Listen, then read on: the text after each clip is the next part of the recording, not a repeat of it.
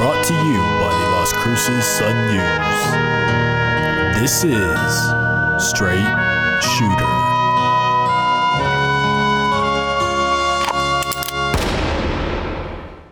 What is going on, everybody? This is Justin Martinez, aka Jay the Sports Dude, and if you are listening right now, let me just say thank you for tuning in to Straight Shooter, the podcast where I shoot from the hip and give you everything that you need to know about the New Mexico State men's basketball team. This is episode 10. That is right, double-digit episodes of our season-long journey. So if you're a returning listener, then welcome back. I missed you. And if you're new to the program, well, then welcome to the family. Where have you been all my life? Guys, we have a great one in store for you today. So please kick back, relax, and you know the deal by now. I'm coming to you from a place that I like to call the Saloon. So barkeep, what do we have on tap for today? On tap today is a recap of the Cal Baptist game, an interview with Evan Gilliard II, and a preview of the Chicago State game.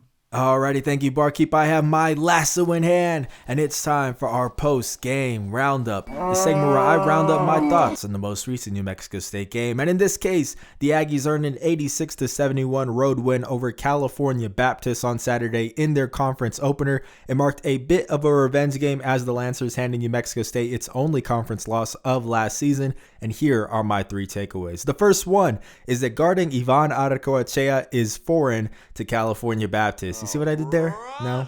No, okay. But seriously, though, the Spaniard went off for a team high and a season high 20 points to go along with 8 rebounds in the victory. I actually said in my preview of this game that I didn't think New Mexico State should try to beat California Baptist behind the arc because the Lancers shoot that three ball as well, if not better than anybody else in the conference. However, I felt that the real advantage for the Aggies in this one was inside the arc, down in the paint, specifically in the trenches, and I thought that Ivan was going to be a big part of that, and he certainly was. Now, obviously, New Mexico State still loves that three ball. That actually accounts for 46.8% of its shots each game, but look for Ivan to continue to provide that balance between the inside and the outside game for the rest of conference play. But now it is time for roundup number 2. My second takeaway is that Terrell Brown still has the juice, guys. Now, it's no secret that the senior has been struggling all season to get his shot going as he's dealing with a nagging groin injury, but he actually sat out in the game against Northern New Mexico in order to rest up for this game against Cal Baptist, and it certainly did pay off. Now, Brown had a season-high 11 points on 4 for 6 shooting in 29 minutes, and he drilled 3 triples in the process. Now, Charlie Hurley, who is the media relations maestro at NMSU, had a great stat that I wanted to point out, and he said that Brown only made 3 triples in the month of December, and he matched that in the Cal Baptist game alone. 2 of them down the stretch were really clutch in order to help New Mexico State pull away from the Lancers. Now, hopefully this is the start of better games to come for the senior, at least offensively. He still has been good defensively, but hopefully he can get his shot going, because you got to remember, this guy did lead the Aggies in scoring last season, and whether he comes off the bench or starts moving forward, the extra boost of offense, another 10 to 11 points a game, would be huge. Now let's get into roundup number 3.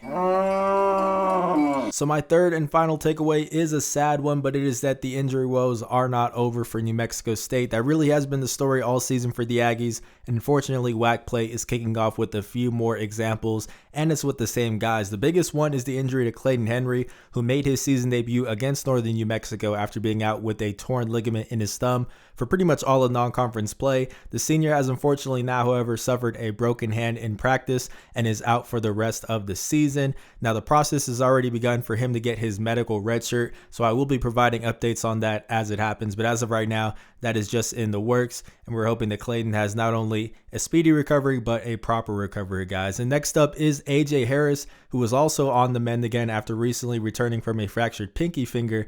Now, he suffered a right ankle injury in the first half of the Cal Baptist game. We weren't really sure what it was at the time, but he did sit out for the rest of the contest.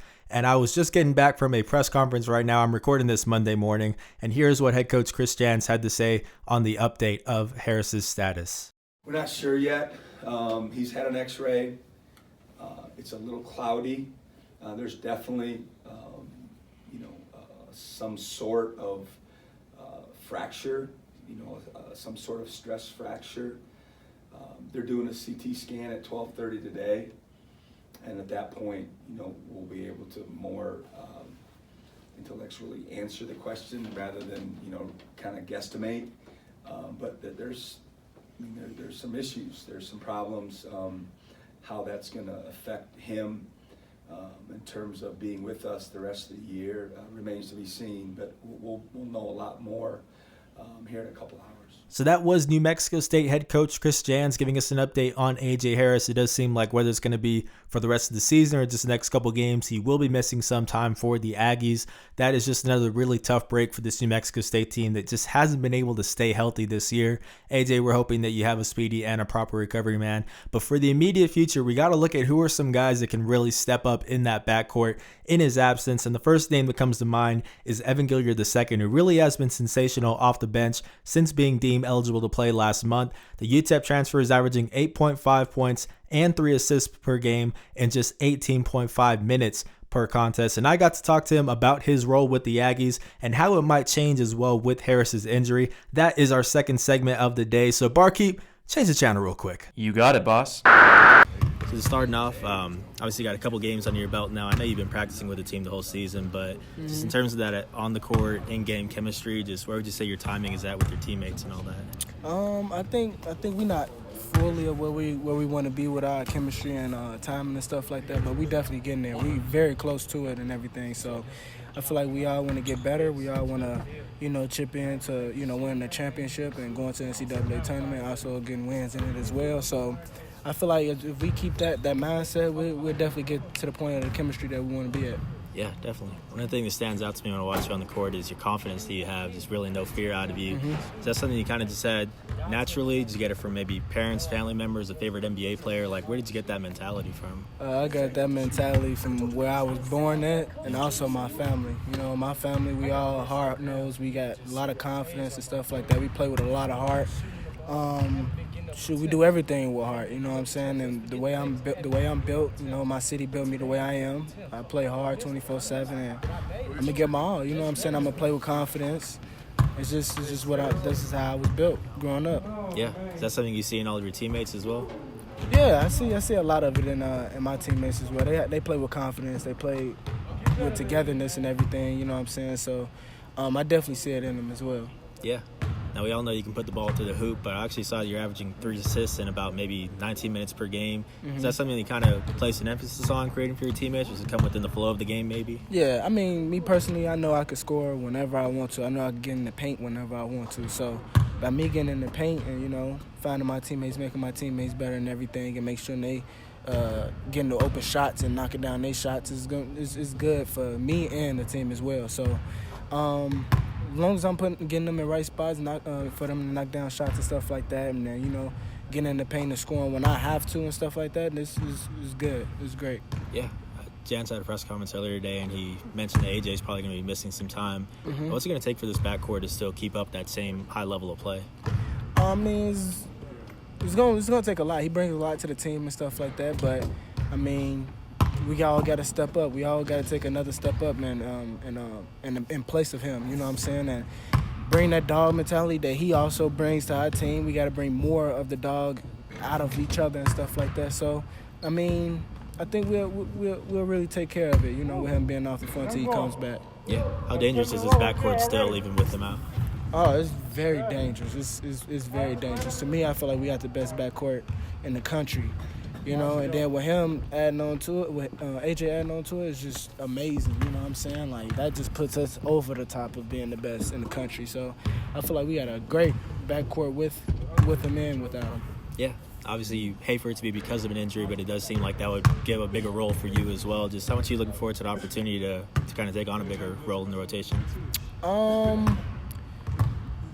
I'm looking forward to it. I gotta step up for my teammates and for my team and stuff like that, and for AJ and stuff like that. I wouldn't wish an injury on anybody. You know what I'm saying? Like, but I wish he was still being able to battle with us. You know what I'm saying? With me coming off the bench, me coming in, having to contribute the way I can, and him doing the same thing as well. But for me to take on a bigger role, I've been there before. You know what I'm saying? I had that weight on my shoulders before and stuff like that. So. It'll just be another day, starting over. Yeah. It's a bit of an old video, but I haven't gotten to talk to you since then. So I took a loss in musical chairs over Christmas break. Yeah. What happened? Were you too concerned with the dancing? Were you not keeping your eye on the chair? How do you get back in the win column next time? Man, honestly, man, you can see it in the video.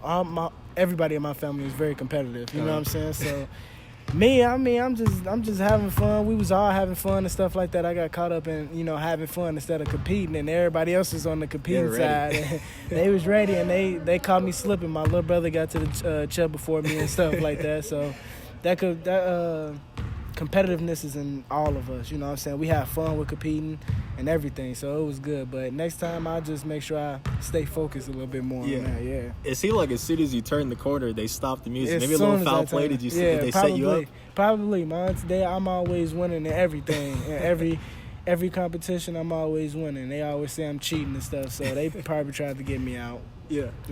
And just to end all these interviews, I like to kind of just give some nickname ideas to the players I'm interviewing. So if you have some time, I'd like to just suggest a couple to you and you tell me how you're feeling about them. No. All right.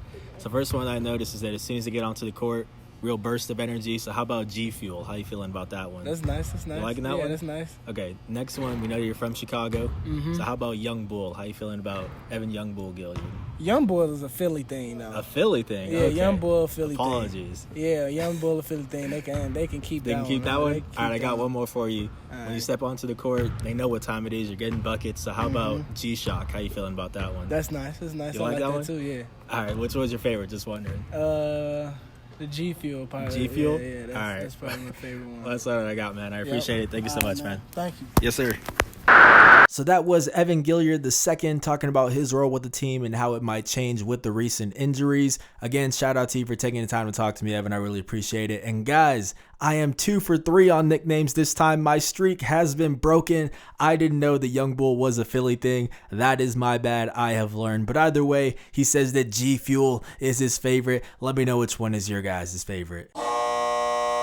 So that buzzer means that it is time for segment number 3, which is a preview of New Mexico State's upcoming game against Chicago State. Now the Cougars are 4-13, 0-2 in the WAC, and the Aggies are set to host them on Thursday at 4 p.m. at the Pan American Center. So here are some players that you need to know about. The first one is Xavier Johnson, a 5'11" junior, averaging a team-high 17.9 points and 2.9 assists per contest. Now Johnson is shooting 45.1% from deep and 90.1% from the free throw line. So if you're new to the sport of basketball, it just means this guy's pretty good. He knows how to score. He's already averaging 19 points in Chicago State's first 2 conference games, and keeping him under control is going to be key for the Aggies. Now, whether it be Evan Gilliard II getting that start, I still think the one guy who's going to get a lot of time on assignment with him is Sean Buchanan, since he is probably one of the better defending guards that the Aggies have, and we'll see if that duo can be able to overall contain Johnson in this one. Now, the second player to watch out for is Andrew Lewis,